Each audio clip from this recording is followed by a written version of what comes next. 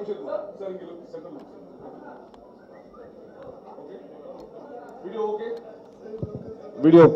1 second sir. Tamil திரைப்பட தயாரிப்பாளர் சங்கத்தில் போட்டியிடும் எழுச்சி கூட்டணியின் சார்பாக இங்கே வருகை தந்திருக்கும் அன்பான பத்திரிகை சகோதரர்களே, மீடியா சகோதரர்களே, உங்கள் அனைவரையும் எழுச்சி அணி சார்பாக வருக வருக என்று வரவேற்பதில் மகிழ்ச்சி அடைகிறோம். இந்த அணியிலே தலைவராக போட்டியிடும் திரையுலகின் ஜாம்பவான், திரையுலகில் பல சாதனைகளை படைத்தவர், திரையுலகில் ஒரு டிஸ்ட்ரிபியூட்டராக, எக்ஸிபியூட்டராக சகல கலைகளையும் சகல வித்தைகளையும் கற்றுத் தெரிந்தவர், எல்லா நுணுக்கங்களையும் தெரிந்தவர், குறிப்பாக ட்ரேடு என்றால் என்ன என்பதை தமிழ் திரையுலகிற்கு நிறைய விஷயங்களை கற்றுக் கொடுத்தவர். அவர் இந்த எழுச்சி அணிக்கு தலைவராக நிற்கிறார். எங்களை எல்லாம் வழிநடத்தக்கூடிய பலமுறை தமிழ் திரைப்பட தயாரிப்பாளர் சங்கத்தில் துணைத் தலைவராகவும் தலைவராகவும் பல பொறுப்புகளை வகித்த புரட்சி இயக்குனர் அவர்கள், எஸ்சிசி அவர்கள் இந்த அணியில் பொருளாளராக போட்டியிடுவதோடு எங்களை எல்லாம் வழிநடத்தி கொண்டிருக்கிறார். துணைத் தலைவராக பல வெற்றி படங்களை, சும்மா சாதாரண படங்கள்லாம் இல்லை, பல வெற்றி படங்களை கொடுத்தவர். ஒரு சாதாரண மனிதன் எப்படி முன்னுக்கு வர முடியும் என்பதற்கு ஒரு முன்னுதாரணமாக இருந்தவர். அவ்வளவு பெரிய இந்தியன் முதல் சங்கரை வச்சு, பெரிய பெரிய இயக்குநர்கள் வச்சு, தூல், தில், விஜய் சாரை வச்சு, குஷி, நிறைய படங்களை, சிவகாசி, எல்லாமே வெற்றி படங்கள். அவருடைய கேரியரில் நிறைய வெற்றி படங்களை கொடுத்தவர். ஒரு சாதாரண நிலையில் இருந்து வந்தவர். அவர் இந்த அணிக்கு துணைத் தலைவராக நிற்கிறாரு. அவர் கூட நான் நிற்கிறேன். செயலாளராக நிற்பவர் தெரியும் உங்களுக்கு எல்லாருக்கும், கதிரேசன் அவர்கள். போன தடவை அவர் தனியாக சுயேட்சையாக நின்று அதிக ஓட்டுகள் வித்தியாசத்தில் வெற்றி பெற்றவர் என்பது, திறமையும் நம்பிக்கையும் நேர்மையும் இருந்தால் வெற்றி பெற முடியும் என்பதற்கு போன தேர்தலில் அவர் நிரூபித்து காட்டியிருக்கிறாரு. அதே போல ஏஎல் அழகப்பன் அவர்கள் பல ஆண்டுகள், கிட்டத்தட்ட 30 ஆண்டுகளுக்கு மேலே அந்த திரையுலகில் அவர் நிறைய சாதனைகள் பண்ணியிருக்காரு. நிறைய திரைப்படங்களை பண்ணியிருக்கிறாங்க. இப்பவும் திரைப்படம் பண்ணிட்டு இருக்கிறாரு. இன்னைக்கு வர ஒரு 30 ஆண்டுகள் ஒரு திரையுலகில் இருக்கிறாங்கன்னா அதுக்கு எவ்வளோ கஷ்டங்கிறது உங்க எல்லாருக்குமே தெரியும். அவர் இன்னைக்கு அழகாக வெற்றி நடை போட்டுக்கிட்டு இருக்கிறாரு. ஒரு நல்ல ஒரு அணி இங்கே ஒரு ஆபீஸ் பேரராக நிற்கிறாங்க. எந்த கள்ளம் கபடம் இல்லாதவங்க, எந்த யாரும் மேலேயும் ஒரு கை நீட்டி இவர் அதை செய்தார் இதை செய்தார்னு கண்டிப்பாக சொல்ல முடியாது. ஏன்னா நானும் இந்த இண்டஸ்ட்ரியில் இருக்கிறேன். நல்லவங்க கூட மட்டும்தான் நான் ட்ராவல் பண்ணுங்கிற ஒரு கொள்கையோட வாழ்க்கையை வாழ்ந்துட்டு இருக்கிறேன். யார் கூட வேணாலும் போயிடலாம், பணம் வரும், புகழ் வரும், எல்லாமே வரும். ஆனால் அது நிரந்தரம் கிடையாது என்பது தான் நம்ம பல வரலாற்று சூடுகளை நம்ம பார்த்துக்கிட்டு இருக்கிறோம். பணம் வந்துடும், புகழும் வந்துடும், ஆனால் அது நிரந்தரம் கிடையாது. நேர்மையும் உண்மையும் மட்டும்தான் கடைசி வரை நிலைச்சு நிற்கும். பொய் சொல்கிறவங்க கொஞ்ச காலம் வாழலாம், பித்தலாட்டம் பண்ணுறவங்க கொஞ்ச காலம் வாழலாம், ஆனால் அது நிரந்தரம் கிடையாது. இன்னைக்கு இருக்க இந்த தமிழ் திரையுலகில் இருக்கிற பிரச்சனைகள் எல்லாம் உங்க எல்லாருக்கும் தெரியும். சின்ன தயாரிப்பாளர் ரொம்ப கஷ்டப்பட்டு இருக்காங்க. எஸ்சிசி அவர்கள் ஒரு சாதாரண பிளாட்ஃபார்ம்னு சொல்லுவார், பேட்டியை சொல்லியிருக்கிறாரு. சாதாரண நிலைமையில் இருந்ததுனால எல்லாருடைய ப்ரொடியூசர்ஸுக்கு நம்ம கடைசி காலகட்டங்களை ஏதாவது செய்யணப்பான்னு அவருடைய இயக்கத்தை சொல்லிட்டு இருப்பார்.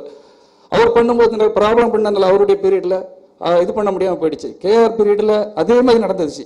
இப்போ இவங்க எல்லாரும் பிரிஞ்ச கூட்டணி, பிரிஞ்சவங்க எல்லாருமே தனித்தனியாக நின்று வெற்றி பெற்று பிரிஞ்சவங்க எல்லாருமே இன்னைக்கு ஒரே கூட்டணியாக நிற்கிறாங்க.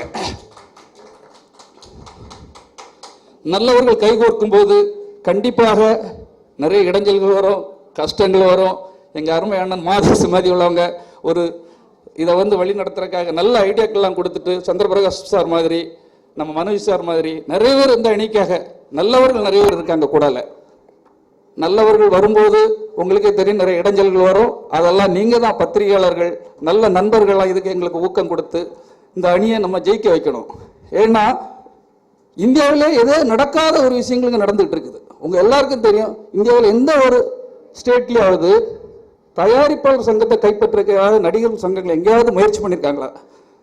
நான் இதை யாரும் குற்றம் சாட்டுறதுக்காக சொல்லலை. ஒரு தயாரிப்பாளருடைய கஷ்டம் யாருக்கு சார் தெரியும்? ஒரு குழந்தையோட கஷ்டம் யாருக்கு சார் தெரியும்? தகப்பனுக்கு தான் தெரியும். அதே மாதிரி இந்த கஷ்டமும் நஷ்டமும் நம்மளுடைய வலியும் நம்மளுடைய அவமானமும் நம்மளுக்கு தான் தெரியும். அதை அந்த அனுபவப்பட்டு கஷ்டப்பட்டு இன்னல்களை கஷ்டப்பட்டு தாண்டி பல கஷ்டங்களை கல்லையும் வேலையும் முள்ளியும் அவங்க வேற தெரியும். எல்லாருக்கும் அது கண்டிப்பா தெரியறது வாய்ப்பே கிடையாது. உங்களுக்கு 1000 வேலைகள் இருக்கு. உங்களுக்கு 1000 சொந்தங்கள் இருக்கு, அங்க நீங்க எவ்வளவு சாதனைகள் பண்ணலாம். இது தயாரிப்பாளர்களுடைய ஒரு இது, தயாரிப்பாளர்கள் தான் இங்க ஆளணும், தயாரிப்பாளர்கள் தான் கட்டுப்படுத்தணுமே தவிர ஒரு தயாரிப்பாளர்களுடைய சம்பளத்தை வாங்கிட்டு நிற்கவங்கிட்ட இன்னொரு தயாரிப்பாளர் நிற்கக்கூடாது என்பதை தான் இங்க சொல்லிக்கிட்டேன். எங்கள் சம்பளத்தை வாங்கி கொண்டு எங்களை நீங்கள் ஆட்டிவிக்க கூடாது என்பதுதான் இந்த கட்டத்தில் நாங்கள் சொல்றக்கூடிய இது. ஏன்னா எந்த ஸ்டேட்லையும் இல்லாத ஒரு விஷயம், ஒரு நல்ல விஷயம் நடத்துன்னு எல்லாரும் நினைக்கிறேன். இது யாரும் குற்றம் சாட்டுறது அதுக்கு இல்லை. நம்ம தயாரிப்பாக தன்மானத்தோட வாழணும், நமக்கு ஒரு சுய கௌரவம் இருக்குது, அந்த கௌரவத்தை நம்ம எந்த காலத்திலையும் விட்டு கொடுத்துடக்கூடாது. அதுக்காக நம்ம எல்லாரும் சேர்ந்து இது பண்ணணும்னு சொல்லிக்கொண்டு எல்லாரும் நண்பர்கள் தான், எல்லாரும் ஒற்றுமையோட இருக்க போறோம்.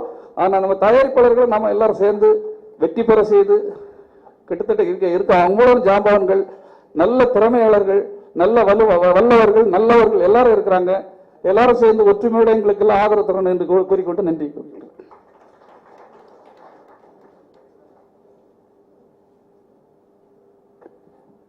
அடுத்து உதவித் தலைவர் பதவிக்கு போட்டியிடுகின்ற அன்பிற்குரிய ஏஎம் ரத்னம் அவர்களை பேச வருமாறு அழைக்கிறேன்.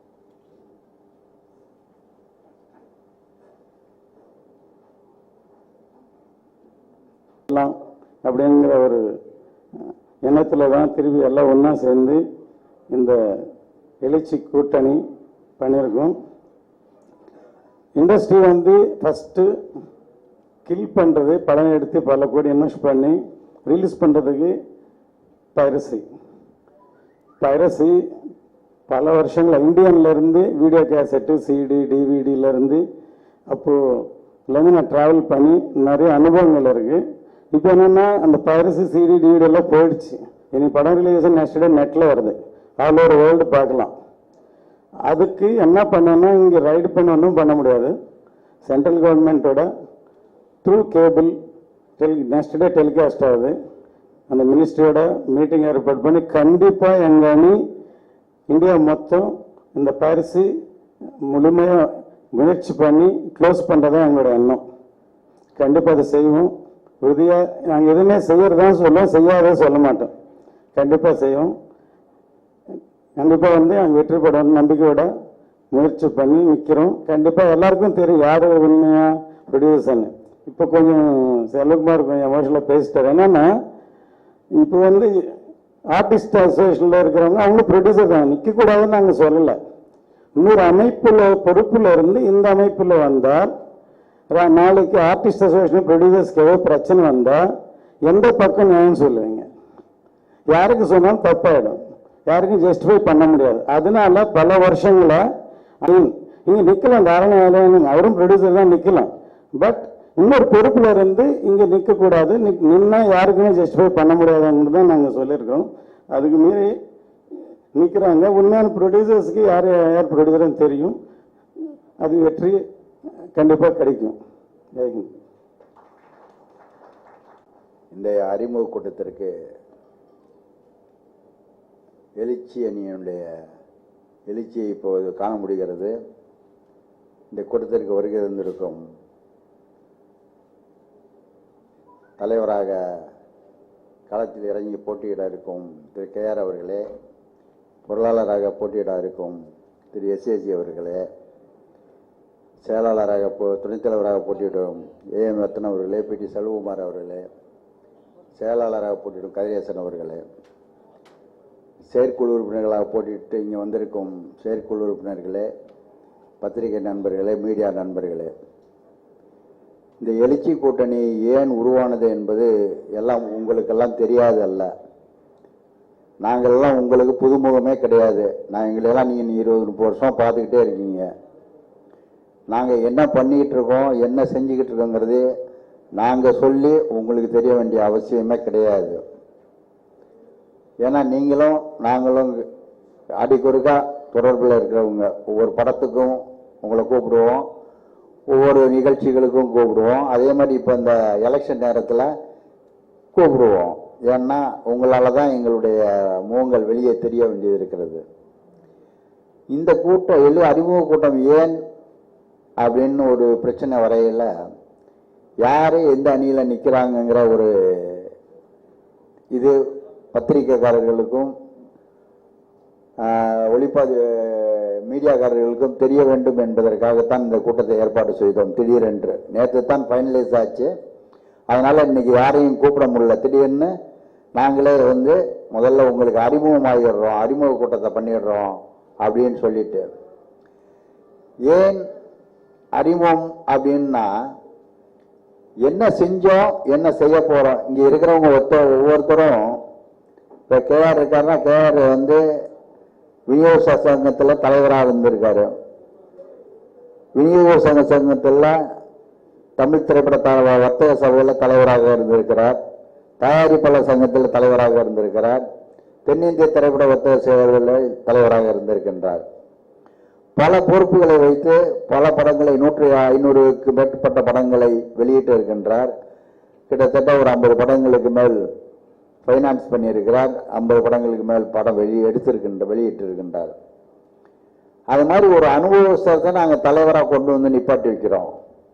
ஏதோ இன்னைக்கு வந்துட்டு ஒரு படம் எடுத்தோன்னா எல்லாருக்கும் அந்த உரிமை உண்டோட பேசுறதுக்கு ஒரு மரியாதை வேணும். ஒரு அமைப்போட போய் பேசணும்னா, ஒரு விநியோகஸ்தர்கள் அமைப்போட போய் பேசணும்னா, அது கோயம்புத்தூராக இருந்தாலும் சரி, சேலமாக இருந்தாலும் சரி, திருச்சியாக இருந்தாலும் சரி, எங்களை தெரியாத முகங்கள் அங்கே இருக்கிறதுக்கு வாய்ப்பே இல்லை. அது மாதிரி ஒரு தலைவரை நாங்கள் வந்து உருவாக்கி இருக்கிறோம். ஏன்னா நானும் அவரும் போட்டி போட்டிருக்கோம், அவரும் நானும் ஜெயிச்சிருக்கோம், தோற்றிருக்கோம், அது வேற. இந்த மாதிரி ஒவ்வொரு அணியும் இருந்தது. இந்த நேரத்தில் சமீப காலமாக நடந்த விஷயங்கள்லாம் உங்களுக்கு தெரியும். அதனால எஸ்ஏஜி அவர்கள் வந்து ஒரு பெரிய ஒரு முயற்சி எடுத்து இந்த மாதிரி ஒரு அணியை உருவாக்கினா என்ன, எல்லாத்தையும் இந்த ஈகோ அதெல்லாம் விட்டு கொடுத்துட்டு அந்த பொறுப்புகள் இருந்து ஜெயிக்கணும். இப்போ என்னை எடுத்துக்கிட்டீங்க, போன ட்ரிப் எலெக்ஷனில் நின்று ஜெயிச்சவர் தான் அவர் தோற்கடிக்கப்பட்டாரு. அது மாதிரி ஒவ்வொரு இதுலேயும் சங்கத்தில் ஈடுபட்டு அதனுடைய வளர்ச்சிக்கு உறுதுணையாக இருந்தவர் ரத்னா அவர்கள். அதே நேரத்தில் பல பிரச்சனைகளை சமாளித்திருக்கின்றார். பல பிரச்சனைகளை அவர் பெரிய பெரிய படங்கள் எடுக்கிற நேரத்தில் நம்ம சில கட்டுப்பாடுகள் விதிப்போம் தயாரிப்பாளர் சங்கத்தில். அதுக்கெல்லாம் ஒத்துழைப்பு கொடுத்து தயாரிப்பாளர் சங்கத்தினுடைய வளர்ச்சிக்கு முன்னுண்மை ஆனவர். அதே மாதிரி இளைஞராக பிடி செல்வகுமார் வந்திருக்காரு. அவர் வந்து இப்போ ஒரு படம் எடுத்திருந்தாலும் அவர் இந்த திரையுலகில் நம்மளால பிஆர்ஓ உங்களை மாதிரி இருந்தவர். அவரையும் கொண்டு வரணும், சின்ன தயாரிப்பாளரையும் எங்களோட உட்கார வச்சு கொண்டு வரணுங்கிறதுக்காக அவரையும் நாங்கள் இந்த அணிகளை கொண்டு வந்திருக்கோம். அதே மாதிரி கதிரேசன் 2 ட்ரிப் வைஸ் பிரசிடன்ட் இருந்திருக்காரு. இப்போ வந்து இந்த சங்கத்தில் அமைப்பில் வந்து செயலாளராக போட்டியிடுகிறார். அது மாதிரி ஒவ்வொருத்தரும் என்னை எடுத்துக்கிட்டிங்கன்னா, நான் வந்து துணைத் தலைவராக இருந்திருக்கின்றேன், செயலாளராக இருந்திருக்கின்றேன், கமிட்டி மெம்பராக 10 வருஷம் இருந்திருக்கிறேன். 2 ட்ரிப்பு தலைவராக இருக்கக்கூடிய நேரம் வந்தது. அந்த நேரத்திலையும் தலைவராக இருந்திருக்கின்றேன். தலைவர் வந்து விலகி சென்ற நேரத்தில் நான் தலைவர் பொறுப்பை ஏற்றிருக்கின்றேன். அது மாதிரி கவுன்சிலை பற்றி, தமிழ் திரைப்பட தயாரிப்பாளர் சங்கங்களை பற்றி அணுவாக ஒவ்வொன்றையும் தெரிந்தவர்கள் தான் இந்த 6 பேரும் நாங்கள் நிற்கிறோம் அந்த பொறுப்புக்கு. அதே மாதிரி எங்களோட இருக்க செயற்குழு உறுப்பினர்களும் எல்லாமே தெரிஞ்சவங்க, நியாயமானவங்க. எங்கள் மேலே ஏதாவது தவறு இருந்தால் நாங்கள் எங்கள் பீரியடில் நாங்கள் பதவியில் இருக்கிற காலத்தில் தியாகங்கள் செஞ்சிருக்க மொழிய வேற தவறான முறை ஏதாவது செய்திருந்தால் தாராளமாக நீங்கள் எங்களை கேள்வி கேட்கலாம்.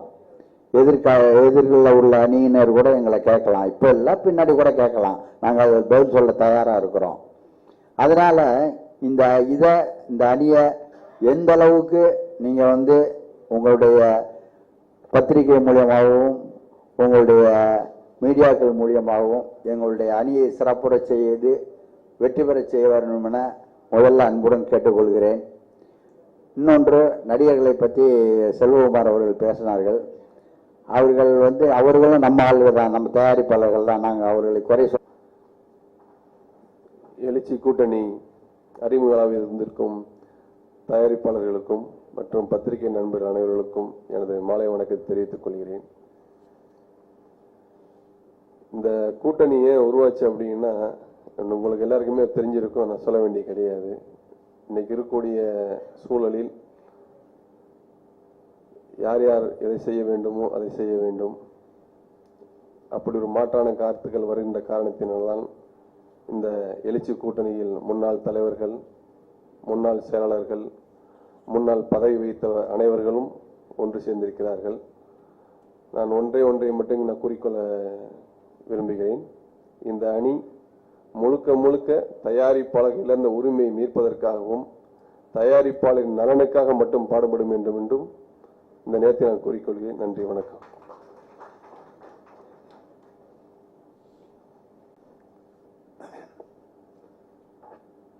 பத்திரிகை தொலைக்காட்சி தோழர்களே மற்றும் மேடையில் அமர்ந்திருக்கின்ற எனது நண்பர்களே, இந்த அழைப்பை ஏற்று இங்கே வந்திருக்கின்ற தயாரிப்பாளர் நண்பர்களே, எல்லாருக்கும் வணக்கம். அழகப்பண்ணன் சொன்ன மாதிரி நாங்கள் யாருன்னு அறிமுகப்படுத்த வேண்டிய நிலைமை இல்லைன்னு நான் நினைக்கிறேன். ஆனால் எதுக்காக இந்த அறிமுக கூட்டம் அப்படின்றது ஒரு விளக்கம் வேண்டிய ஒரு கட்டாயத்தில் முதல்ல அழகப்பண்ணன் சொல்லும்போது சந்திரசேகர் தான் கூப்பிட்டாரு வந்தோம் அப்படின்னு சொன்னாங்க. நான் கூப்பிடல. ஆக்சுவலாக நல்லது நடக்கணும்னு எல்லாருமே சேர்ந்து பண்ண கூட்டணி இது. அதாவது தேர்தல் அப்படின்னு வரும்போது நாம் வளர்ந்த இந்த திரையுலகம், நம்மை வளர்த்த இந்த திரையுலகம், நமக்கு சோறு போட்ட இந்த திரையுலகம், இப்போ ஒரு காலத்துல தெருவில் கிடந்தவங்களெல்லாம் இன்னைக்கு எங்கேயோ உச்சாணி கும்பல வச்சுக்கிட்டு இருக்கிற இந்த திரையுலகத்துக்கு நம்ம திரும்பி ஏதாவது சர்வீஸ் பண்ணணும் அப்படின்ற ஒரு நல்ல எண்ணத்துல தான் நாங்க இந்த முறை நாங்க எல்லாரும் ஒன்னா சேர்ந்திருக்கிறோம். என்கிட்ட சில நண்பர்கள் கூட கேட்டாங்க, சில பத்திரிகை நண்பர்களும் கேட்டாங்க. அவங்களுக்கு நான் பதில் சொல்லியிருக்கிறேன், அதை மேடையிலையும் சொல்றேன். நான் என்னப்பா நீ நிற்கும் போது அவர் கூட கேஸ் போட்டாரு, அவர் நிற்கும் போது நீ கேஸ் போட்டீங்க, இப்போ எப்படிப்பா இது அப்படின்னு கேட்டேன். அதாவது எங்க குடும்பம், அது தயாரிப்பாளர்கள்ன்றது ஒரு குடும்பம். அந்த குடும்பத்துக்குள்ள அண்ணன் தம்பி அப்பா பிள்ளை இவங்களுக்குள்ள பிரச்சனை இல்லாத குடும்பமே கிடையாதுல்ல. அப்படி ஏதாவது இருக்குன்னு சொன்னா அது பொய், அது நடிச்சுக்கிட்டு இருக்காங்கன்னு அர்த்தம். அப்படி குடும்பத்துல நிறைய அண்ணன் தம்பிகளுக்குள்ள அப்பா இந்த தடவை நான் பாத்துக்கிறேன்ப்பா நீ கொஞ்சம் ரெஸ்ட் எடு, இல்லப்பா நான் பாத்துக்கிறேன் நீ கொஞ்சம் ரெஸ்ட் எடு அப்படின்ற ஒரு காலகட்டங்கள் எல்லா குடும்பத்திலையும் வரும். அப்படித்தான் தேர்தல் வருகின்ற நேரத்திலே எங்களுக்குள்ளே போட்டி என்பதை தவிர நாங்கள் யாரும் விரோதிகள் அல்ல என்பதை இங்கே நான் ஆணித்தரமாக சொல்லிக் கொள்கிறேன். எல்லாருக்குமே நோக்கம் திரையுலகம் நல்லா இருக்கணுமே, அதுக்கு ஏதாவது பண்ணணும் பண்ணணும் பண்ணணும் அப்படின்ட்டு. உண்மையிலே நான் இங்கே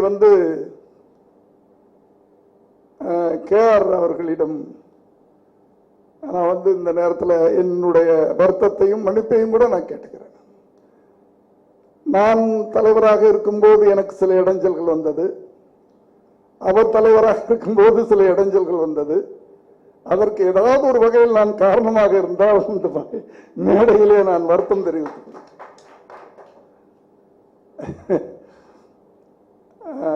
என்னன்னா ஒவ்வொரு தடவை என்னென்னமோ பண்ணணும் பண்ணணும் பண்ணணும்.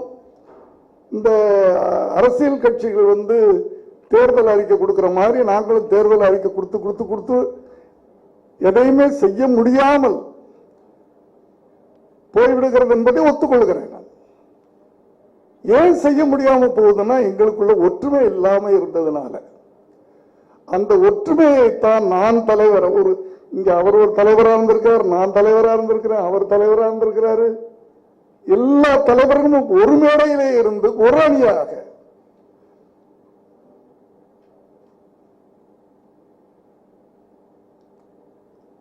அதான் சொல்ல வந்தேன். நாங்க எல்லாருமே நண்பர்கள், விரோதிகள் கிடையாது.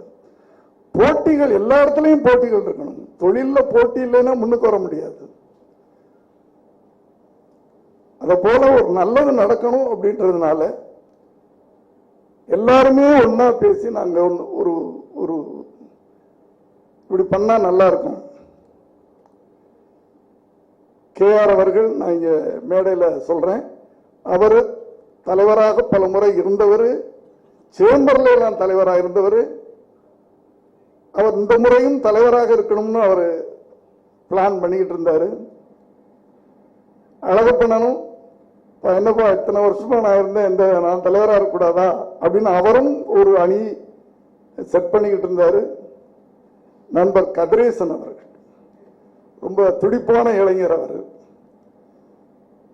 அவர் தான் ரொம்ப புலம்பிக்கிட்டே இருந்தார் என்கிட்ட, இந்த தரம் நான் தலைவரை இது பண்ண போறேன் அப்படின்னு 2 மாசத்துக்கு முன்னாடியே அவரு பிளான் பண்ணிக்கிட்டு இருந்தாரு. இப்படிலாம் இருந்தவங்கள நான் கொஞ்சம் கூப்பிட்டு, ஏன் இப்படி தனித்தனியா நம்ம இருக்கணும், எல்லாருமே ஒன்னா இருந்தா நல்லா இருக்குமே, நீங்க எல்லாம் ஒன்னா இருந்து ஒரு அணியா நம்ம பண்ணா எப்படி இருக்கும் அப்படின்னு சொல்லிட்டு நான் பேசும்போது அதை எல்லோருமே ஒரே மீட்டிங்ல, ஃபர்ஸ்ட் மீட்டிங்லயே அதற்கு எல்லோருமே ஒத்துக்கொண்டு யார் யார் எந்த பதவின்னு டிசைட் பண்ணுங்க சார் அப்படின்னு சொன்னாங்க. அந்த நல்ல உள்ளங்களுக்கு இந்த நேரத்தில் நான் நன்றியை தெரிவித்துக் கொள்கிறேன். ஏன்னா நமது நோக்கம் இந்த முறை தமிழ் திரைப்பட தயாரிப்பாளர் சங்கம் இழந்துவிட்ட பெருமையை திரும்ப பெற்றுத்தர வேண்டும் என்பதுதான். தமிழ் திரைப்பட தயாரிப்பாளர் சங்கத்தினுடைய சக்தி போய்விட்டது, அந்த சக்தியை திரும்ப பெற வேண்டும் என்பதுதான். அது பலவீனப்பட்டு போய்விட்டது, அந்த பலம் திரும்ப கிடைக்க வேண்டும் என்பதற்காகத்தான். வேற எந்த சுயநலமே இல்லை.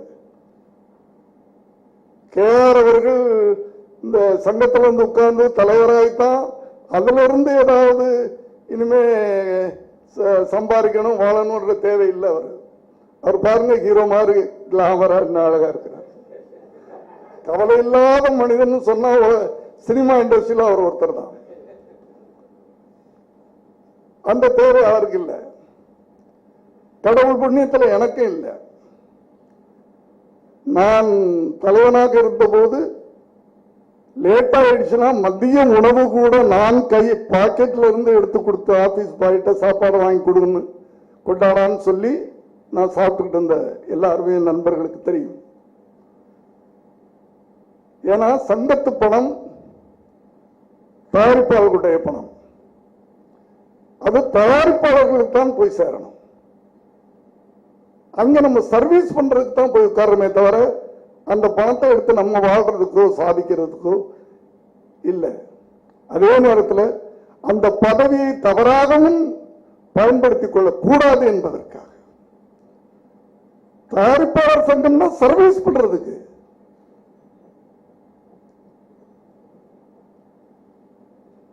ஆகவே இந்த முறை நாங்க தேர்தல் அறிக்கை கொடுப்போம். அதை தலைவர் அவர்கள் கொடுக்கிறாரா, செயலாளர் அவர்கள் கொடுக்கிறாரா தெரியல.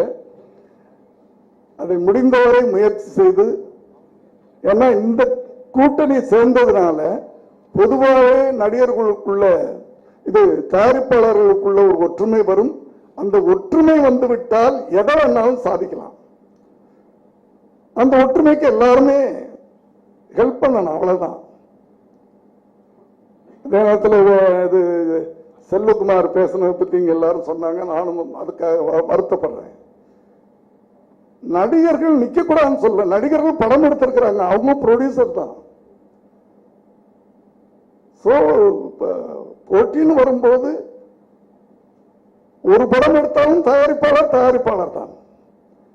ஆகவே அவர்கள் போட்டியிடுவதற்கு உரிமை இருக்கிறது. அதை நாங்கள் எந்த இடத்துலையும் மறுக்கல. நடிகர்கள் தயாரிப்பாளர் சங்கத்தில் போட்டியிடக்கூடாதுன்னு நாங்க யாருமே எந்த இடத்துலையும் சொன்னது கிடையாது. ஆனால் எங்களுக்குள்ள ஒரு கட்டுப்பாடு வச்சிருந்தோம். ஒரு கட்டுப்பாடு. ஒரு தொழிலாளர் அமைப்பு இருக்கு அப்படின்னு சொன்னா அந்த தொழிலாளர் அமைப்புக்கு தலைவனாக ஒரு தொழிலாளன் தான் இருக்க வேண்டும். ஏன்னா அந்த தொழிலாளன் இருந்தால்தான் அந்த தொழிலாளர்களுக்கு அவன் வக்காலத்து வாங்க முடியும், அந்த தொழிலாளர்களுக்காக வாதாட முடியும், அந்த தொழிலாளர்களுக்காக ஏதாவது நல்லது பண்ண முடியும். ஒரு இயக்குனர் சங்கம் இருக்குது அப்படின்னு சொன்னால் ஒரு இயக்குனர் தான் அங்கே தலைவராக இருக்கணும். அந்த இயக்குனர் நடிகனாக இருக்கலாம், அதாக இருக்கலாம், இதாக இருக்கலாம். ஆனால் பல படங்கள் எடுத்திருக்கணும், அனுபவப்பட்டிருக்கணும். அந்த இயக்குனர்களுக்குள்ள சிக்கல்கள் என்ன இதெல்லாம் தெரிந்த ஒருத்தர் அங்கே இருக்கணும். அப்பதான் அந்த இயக்குனர்களுக்கு அவரால் நல்லது செய்ய முடியும். அப்படி ஒவ்வொரு அமைப்பையும் எடுத்துக்கிட்டீங்கன்னா அந்தந்த தொழில இருக்கிறவங்க அவருக்கு தலைவராக இருந்தால் நல்லா இருக்கும்ன்றது ஒரு பொதுவான விதியை வச்சு காலங்காலமாக எனக்கு தெரிஞ்சு 15 வருஷத்துக்கு முன்னாடி நான் அந்த சங்கத்தில் ஏதோ ஒரு உறுப்பினராக இருப்பேன், செயற்குழுவில் உறுப்பினராக இருப்பேன், இல்லைன்னா உதவி தலைவராக இருப்பேன். இப்படி 15-20 வருஷமா இருந்திருக்கிறேன்.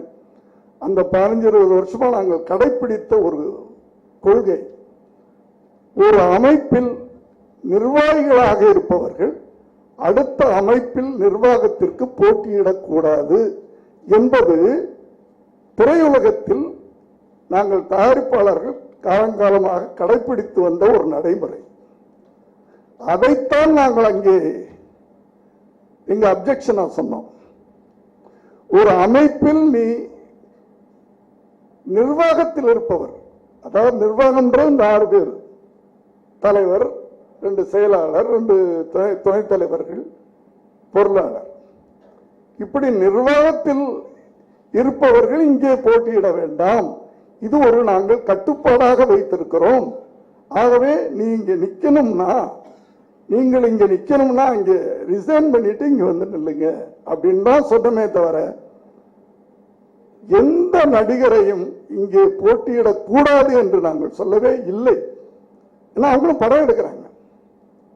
ஆனா என்ன பிரச்சனை வரும் அப்படின்னு சொன்னா, என்ன நண்பர் யாரோ பேசும்போது சொன்னாங்க, பிரச்சனைகள் வரும்போது அவங்க எப்படி டீல் பண்ணுவாங்க அப்படின்றதான். ஏன்னா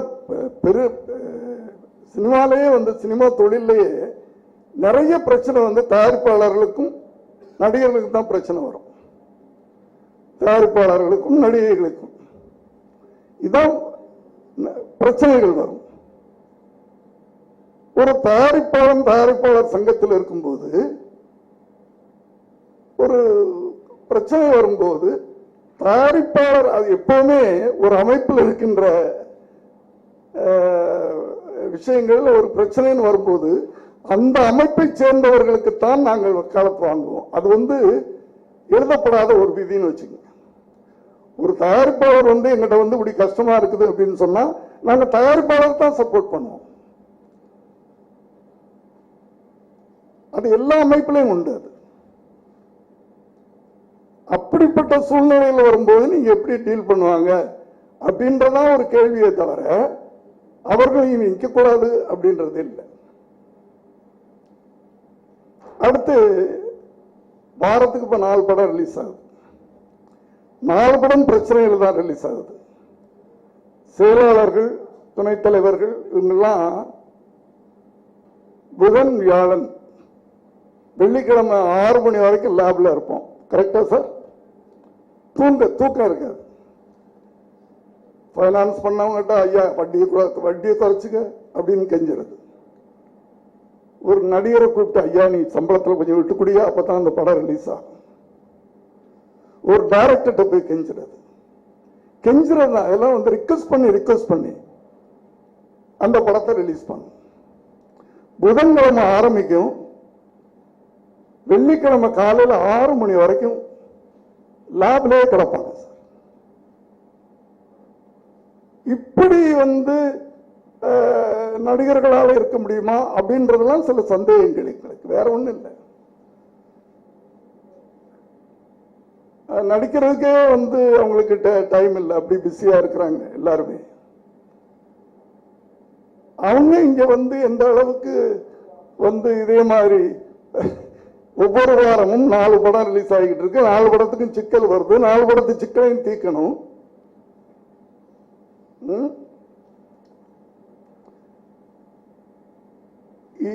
இதுதான் நாங்க கேள்வி கேட்டுக்கிட்டு இருக்கோமே தவிர நடிகர்களுக்கு எங்களுக்கு ஒண்ணு. இப்ப நாங்க எதையாவது சாதிக்கணும். இப்ப நாங்களே ஜெயிச்சு வந்துட்டோம்.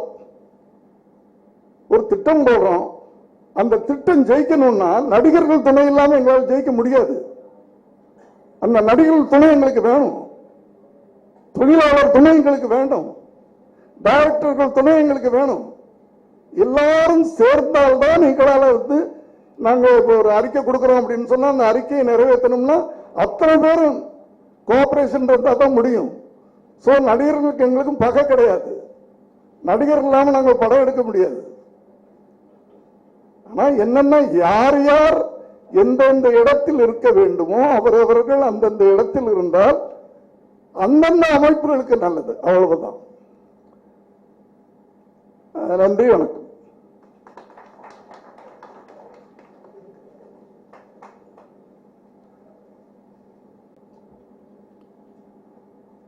அனைவருக்கும் பணிவான மாலை வணக்கம்.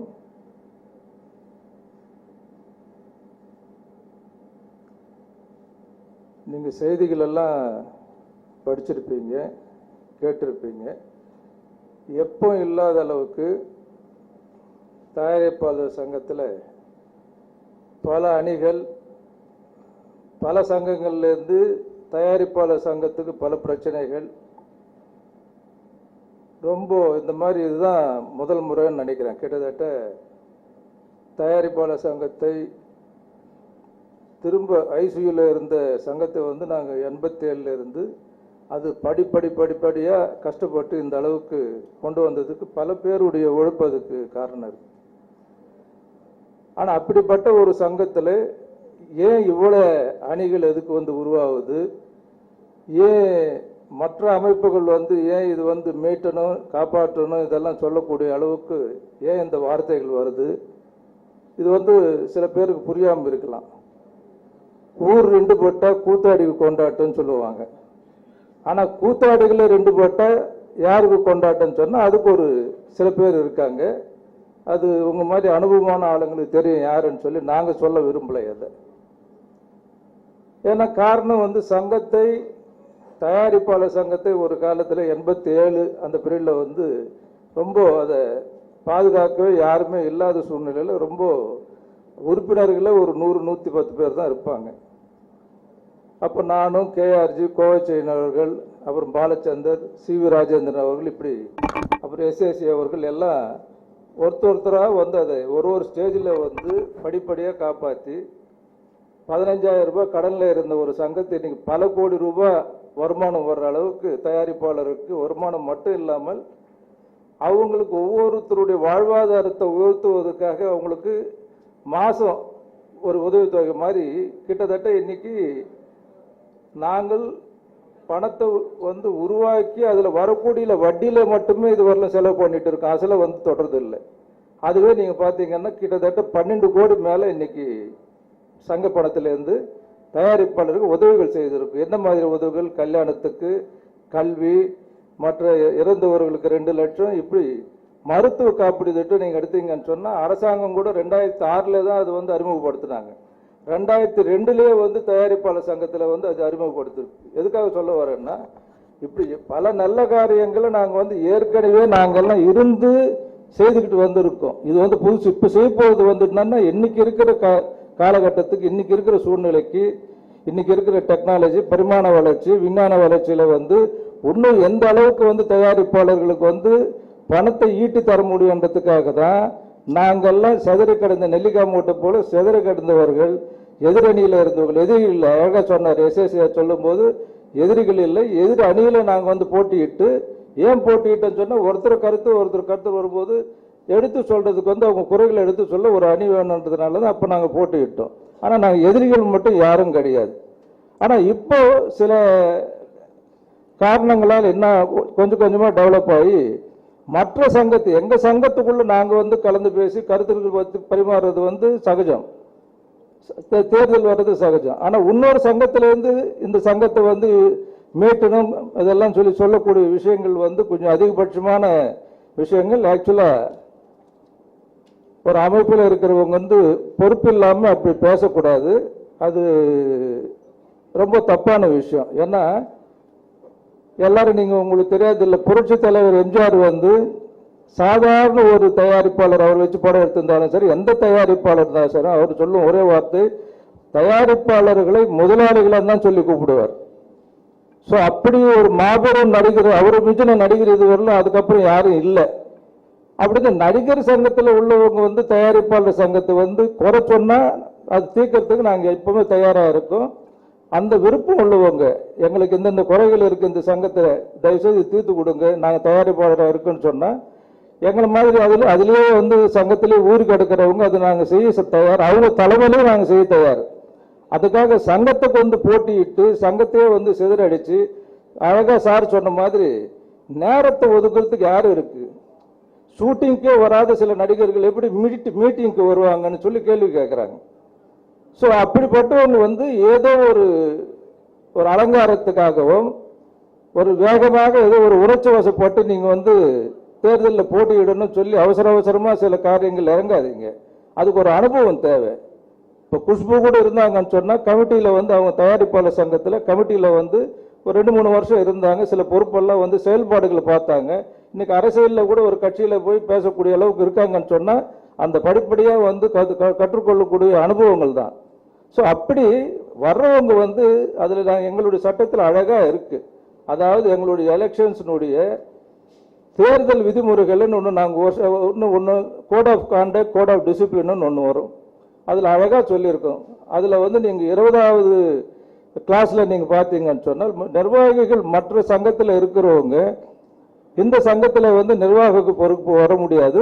ஆனால் கமிட்டி மெம்பராக நீங்கள் வந்து இருக்கலான்னு இருக்கு. கமிட்டி மெம்பராக வந்து இருக்கலான்னு சொன்னால் ஏன்னா நீங்கள் அங்கே வந்து உங்களுக்கு ஒரு அனுபவம் கிடைக்கும், ஒரு எக்ஸ்பீரியன்ஸ் கிடைக்கும். அதுக்கப்புறம் நீங்கள் வரலாம். என்ன எடுத்துக்கிட்டிங்கன்னா 81 இருந்து தென்னிந்திய திரைப்பட வர்த்தக சபையில் இருந்தும் சரி, கவுன்சிலையும் சரி, நான் வந்து அங்கே சில கமிட்டி மெம்பர்லேருந்து வைஸ் பிரசிடென்ட் ஆகி அதுக்கப்புறம் கௌரவ தலைவராக இருந்து அட்வைசராக இருந்து இப்படி படிப்படியாக வந்து தான் தலைவர் பதவிக்கு அது வர்றதே வந்து சில நேரத்தில் நாங்கள் வேணாம்னு நினச்சோம். காரணம் நாங்கள் வந்து எண்ணங்கள்லாம் உறுப்பினர்களை வந்து காப்பாற்றணுன்ற நல்ல எண்ணத்தில் எங்கள் சொந்த நேரத்தையும் சொந்த பணத்தையும் செலவு பண்ணி இன்னைக்கு வந்தோம். ஆனால் இப்போ வரக்கூடிய ஒரு சிலர் என்னன்னா அவங்கள காப்பாற்றிக்கணும், சங்கத்தில் இருந்து காப்பாற்றிக்கணும், அதுக்காகவே சங்கத்துக்கு வந்து பொறுப்புக்கு வரணும்னு சொல்லி ஒரு சில பேர் நினைக்கிறாங்க.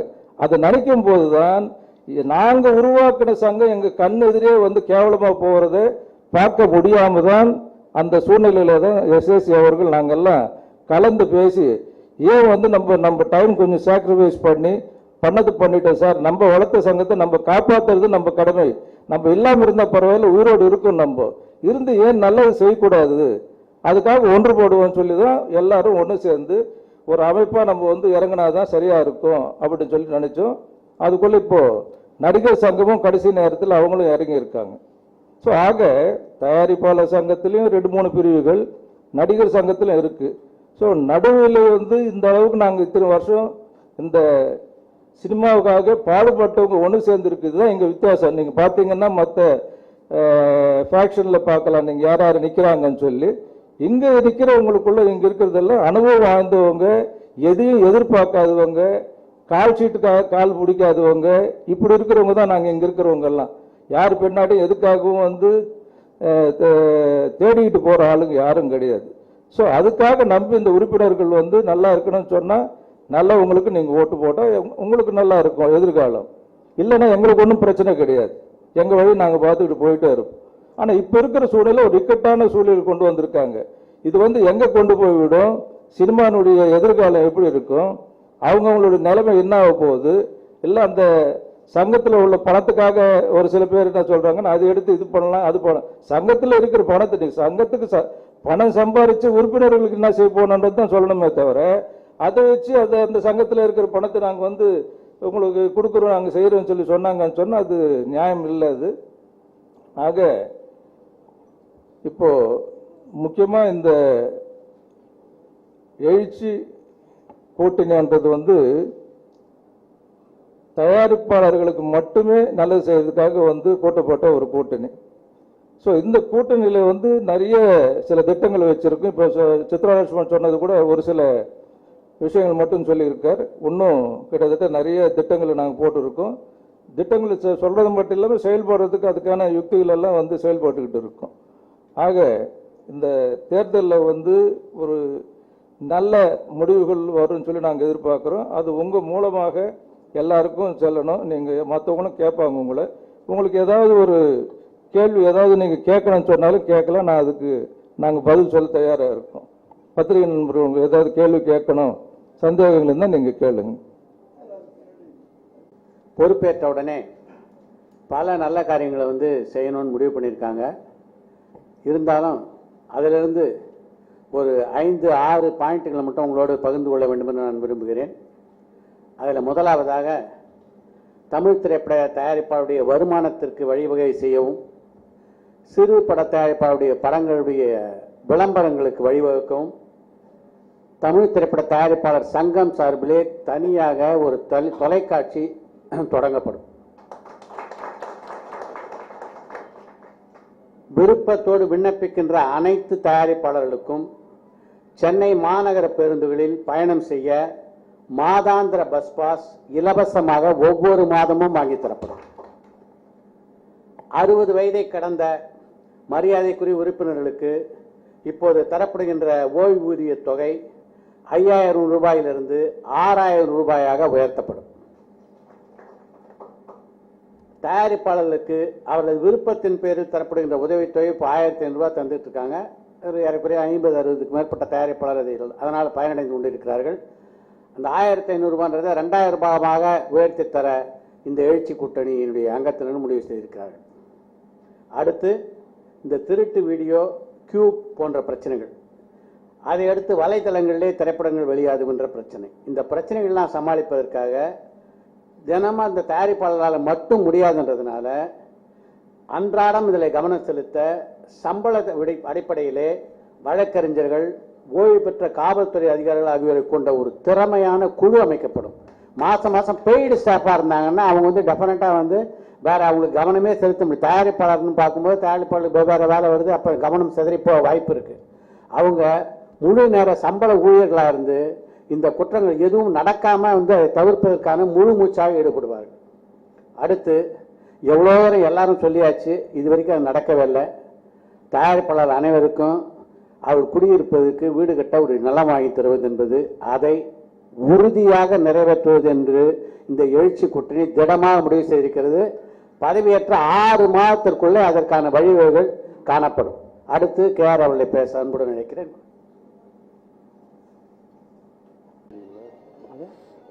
சீனியர் பென்ஷனுக்கு 7000 போட்டு அதே 2000 ரூபாய் போட்டு சிறு பிள்ளைகள்